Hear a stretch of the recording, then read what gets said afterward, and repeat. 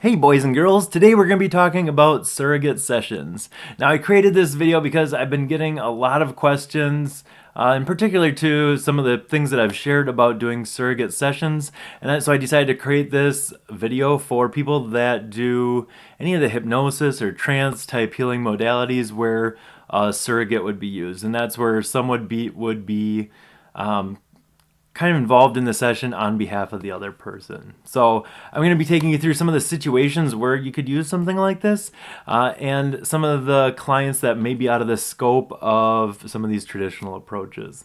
Now, what I'm sharing with you are some of the different types of ways that you could use this and different situations where you could use this, but just know that what you may end up doing is probably like a blend of some of these things. So I'm just going to be throwing out some ideas. Really, there's no rules here of how this looks. You're going to have to use your kind of like creativity on this, but this will give you some ideas of where to start, how to set that up, and how to get the most out of these type of experiences for everyone involved. Okay, so first of all, I had a lot of aversion to this in the beginning. I still do a little bit because I think it's kind of disempowering if you do it incorrectly. So if a person's coming to you that just wants someone to do something on their behalf, they're not going to get as much of it out of it, I feel, as if the person's going through it themselves. That being said, sometimes that isn't always possible, and that's where these sessions come in. So these are really powerful for people that don't have those other options, and I try to include the other person as much as possible to the level at which they can participate, so that they're an active participant in their healing process. I strongly feel that that is an important part of this. They have to have some skin in the game. Okay, and they're going to get more out of it. It's going to be a win-win for everyone. Okay, so now how that looks is going to vary from situation to situation, case by case, but you're going to have to feel that out and kind of play around with that here. So I'm going to be using a couple examples. You get a feel for some of these things and how you can actually use this in your own sessions. So some of the examples where I've used this in the past, you can use this for young kids. So I work with kids, but really young kids, the lessons are almost often for the parents. So by doing a session with the parents as a surrogate for the child, you're gonna get your answers there. Okay. End of life is another good spot you can use this when maybe the person isn't responsive medically, or they just, I don't know, they're on their way out. So you may want to include someone else there, especially if that other person is going to be an active role in their transition process. So it can be a beautiful thing. We're going to talk about some of the situations there. If a person's in a coma, not responsive medically, nonverbal, maybe they're not able to communicate, another thing you can do. So it's still like the intention, the power that you're putting behind it, and you're going to probably use something like this in those cases. If the person is deaf or hard of hearing, where you need someone else as an intermediary. If the person's nonverbal, I've done this too. Cognitive disabilities, done those too. And this really opens up the door for you. So even though they're not responding verbally, there's still a lot going on in my experience. So I'll do those ones in different ways with some of these. And like I said, having the involvement as much as possible here. So a little note about something called aphantasia, which is a condition where people can't visualize. And I think I looked this up and it was like 1.2%. I might be totally wrong, but it was like pretty decent amount of people that have inability to visualize in the way that other people would. This is actually not a hindrance. Just know that you're just going to take a different approach. And really this actually works to my advantage. I love ones like this because they're more tapped into the feeling, the sensing, the knowing. And once you tap into that, who cares about like the visual aspect of it? If they're able to like, oh, I feel sad. Perfect. Go with that. Okay, it's going to be a little bit of a different thing, but like on this end, I love those sessions because they're still able to get that information. You thinking that they have to get it visually is going to really restrict the process. So it's a you thing. So shift your perspective there. If you get one of these people, hey, there's your push to expand yourself and to become even better. All right, so now as far as how these look in terms of what those sessions actually look like. So I'm going to be going through a couple different ways you can do this. Probably the easiest is having someone close to the individual go through the session themselves, and then when you get to the higher self part, then you can ask questions on the person's behalf. So if it's a kid session, you're going to want to work with the parents, especially younger kids. It's almost always the parents anyway. So I'll give you an example with this. I had someone that heard about me healing from my grand mal seizures, and she wanted to know about her daughter. And her daughter was having seizures multiple times a day, like 3 or 4 times a day, if I recall. And I wasn't working with kids then at that time, and her daughter's like 5, so I probably wouldn't have worked with her anyway. But in the mom session, I agreed to work with the mom, and she asked about her daughter's seizures, at the end of the session.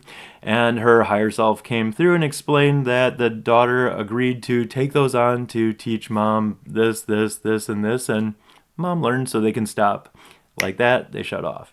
Okay, so you got to remember everything is so much more connected, and there is that power in that. I've never even met the kid, but she was able to heal that because that lesson had been learned. It served its purpose and really just wasn't needed anymore. And it can be that simple sometimes. All right. If it's like behaviors with the kids, a lot of times it's with the parents. So the questions you're going to ask is like, how can Sarah best support little Timmy as he goes through this? What does she need to do or what is he trying to tell her with some of these behaviors? Like things like that. Ask a bunch of those like juicy questions rather than, oh, how does she fix her kid? Her kid's not broken. Okay, this learning, this growing process, and asking those good questions, you're going to get more of that information. Sometimes people still have to go through stuff. So the healing doesn't necessarily mean like fixing or curing. It means that maybe they have a better understanding, better awareness, so they can navigate that part of life, and they can both learn what they need to a little bit quicker, kind of speed up that process. All right. And then with some of the other ones too, if it's maybe adults, I just try to find someone as close as possible to that person. Now with the interview portion of this, that looks a little bit different, but I try to include the person in the interview. Unless it's a really young kid, try to have both parties there during the interview process. If they're deaf or hard of hearing, maybe have an interpreter there so that they are active participant. It's getting things shifting within them. You got to keep in mind that the talking part is one tiny sliver of what's happening. So there's things happening on a physical level, an energetic level, a spiritual level, a mental level, and really the talking part, the part that we're like hung up on here, is really one small sliver of what's happening. So I've had some pretty powerful sessions where people said absolutely nothing. Okay, so keep in mind that a lot going on behind the scenes there. All right. So then even with the questions, I still have the person, unless they're a really young kid, prepare a list of questions, things that they want out of the session, not what the other person wants for them. That's a whole different vibration. Okay, so what does this person want out of it? Okay, getting those on the board, that intention puts that out to the universe, and the wheels are already in motion. All right, and then just try and include them as much as possible. So like I said, the one that we talked about, probably the easiest, just adding their questions onto someone else's session. There you go. The next one is similar to that, except where a person is like a complete surrogate for the other person. All right. I haven't done this one in particular without having the other person there. Okay, so I call these like tandem sessions. Yes, I'm talking through one person, but the other person is right there, and believe me, they're going through it, whatever's coming up. So even though I'm directing everything at that one person, they have their questions and even the intention going in. If it's a complete surrogate session and it's not a session for like the other person, I will just put out, it's the intention. So the intention, hey, this is our intention going in. This person's going to be working on this person's behalf. So they'll get to experience other lifetimes, for that person, the awareness that they're learning there, how that ties into their life now. And you can conduct it like a normal session, just knowing that it's for that other person. Okay, so really it's the intention going in. You set that intention before you get into that space, and that's what's going to unfold. That's the information that's going to come through. So intention, intention, intention. All right. This can also be very healing for the person that's being the the person that's acting as the surrogate. So especially if they're related to the person and there's a lot of like overlap with, like their relationship and stuff like that, it can be a powerful healing experience for the both of them. All right. And then finally, the other one that I would like to talk about is kind of what I would call like a proxy session, where the other person doesn't know the person that they're working for. So, or working on their behalf. So the thumbnail that I used for this is actually from a session that I did with my partner and then another person who they said that they had had like I think 4 or 5 sessions and they just really struggled and they didn't want to like spend the money again to be unsuccessful again. Honestly, I don't think I would have had any problem working with this person after talking to them, but here nor there. So I was set up a thing with my partner where I was able to bring her into that relaxed space. I had the other person available on over Zoom on camera, and she was listening, hearing everything as we were going through it, and it was powerful. It was very profound as we were going through the session. So that's another way you can set that up. So my partner didn't know this person, but everyone was involved in the interview portion. Everyone was involved when we went through the questions, and then we just jumped right in. And it was, a pretty amazing experience. So you can take a look at that thumbnail. Like that's kind of how I had stuff set up. I was talking to my partner through that, but I was asking her questions, the stuff she wanted to cover, the things that were based on her interview.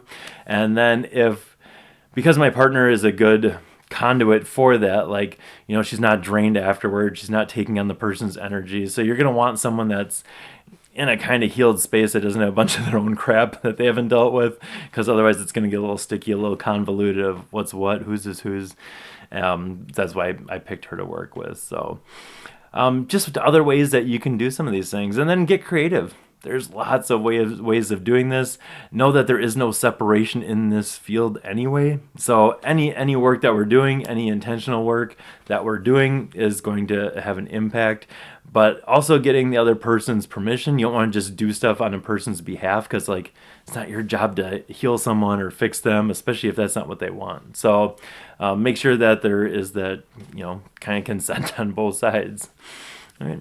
I'm curious to know what your experiences are if you've tried some of these surrogate sessions, the tandem sessions, the proxy sessions, just adding questions on to the end. I would love to hear your thoughts on this and any other insights you have. I mean, this is just a brief overview to kind of give you the training wheels to go on your own and then really play around and explore.